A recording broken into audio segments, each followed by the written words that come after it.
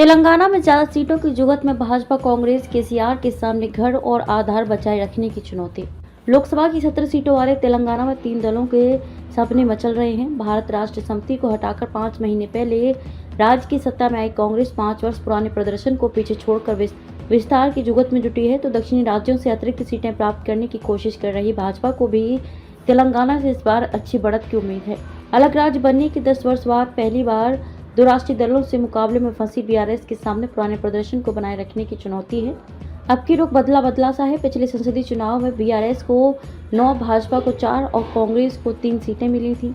Hyderabad seat पर असदुद्दीन ओवैसी की party all India मजलिस Ittehadul Muslimeen AIMIM ने 4 दशक के अपने परंपरागत कब्जे को बरकरार रखा था, लेकिन इस बार की हवा में 5 वर्ष पहले वाली रवानगी नहीं है। सत्ता समीकरण के साथ राजनीति का रुख भी बदला सा है। कांग्रेस राज्य की सत्ता में है। अखिल भारतीय विद्यार्थी परिषद से राजनीति की शुरुआत करने वाले वे कांग्रेस में आकर पहली बार मुख्यमंत्री बने रेवंत रेड्डी भाजपा की शैली में ही सीटें बढ़ाने के प्रयास में हैं। विधानसभा चुनाव के दौरान कांग्रेस के मुख्य प्रतिद्वंदी बीआरएस एवं रेवंत रेड्डी के सामने बीआरएस प्रमुख के चंद्रशेखर राव थे। बाजी पलटी और रेवंत के हाथ में सत्ता आई तो उन्होंने निशाने पर केसीआर को ही रखा। सत्ता से बेदखल होते ही पार्टी पर भी केसीआर की लगाम ढीली हो गई, संगठन बिखरने लगा।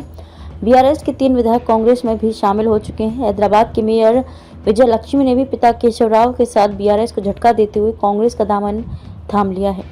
बीआरएस के कुछ विधायक बदल सकते हैं पाला। पत्रकारिता से कांग्रेस में आए केशव राव तेलंगाना आंदोलन में केसीआर के साथ खड़े हो गए थे। सत्ता की बाजी पलटी तो फिर लौट आए। कहा जाता है कि तेलंगाना में जिसकी सत्ता होती है उसका ही दबदबा होता है।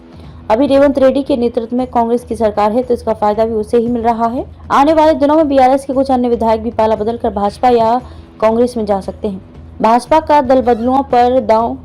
तेलंगाना विधानसभा चुनाव में आखिरी दौर में दम लगाकर 8 सीटें झटक लेने वाली भाजपा भी दल बदल के खेल में पीछे नहीं है। बीआरएस के नेताओं को टिकट देकर अपनी नई जमीन तैयार कर रही है। प्रदेश की 17 में 9 सीटों पर भाजपा ने बीआरएस से आए नेताओं को प्रत्याशी बनाया है। लोकसभा चुनाव की तासीर विधानसभा से थोड़ी अलग होती है। विधानसभा चुनाव में जो वोटर दूसरे दलों को वोट करते हैं वही संसदीय चुनाव में भाजपा के साथ खड़े दिखते हैं। पिछले लोकसभा चुनाव में 9 सीटें जीतने वाली बीआरएस दोनों राष्ट्रीय दलों के सामने मुख्य मुकाबले में बने रहने के लिए संघर्ष कर रही है। अगर ऐसा नहीं हुआ तो भाजपा और कांग्रेस के बीच ही मुकाबला होगा और कोई आश्चर्य नहीं कि वोट प्रतिशत एवं सीटों के मामले में भाजपा सबसे आगे निकल जाए। दो तरफा संकट में केसीआर, कांग्रेस और भाजपा द्वारा बीआरएस में तोड़फोड़ से केसीआर के सामने दो तरफा चुनौती खड़ी हो गई है। 5 महीने पहले बीआरएस अजय मानी जा रही थी। केसीआर को अपने ऊपर इतना भरोसा था कि उन्होंने विधानसभा चुनाव से ज्यादा राष्ट्रीय राजनीति पर फोकस कर रखा था। राज्य से बाहर अपने लिए नई भूमिका की तलाश में थे, पर इस चुनाव परिणाम ने समीकरण को बदल दिया। बीआरएस पूरी तरह परास्त हो गई। बुरे प्रदर्शन ने केसीआर को घुटनों पर ला दिया।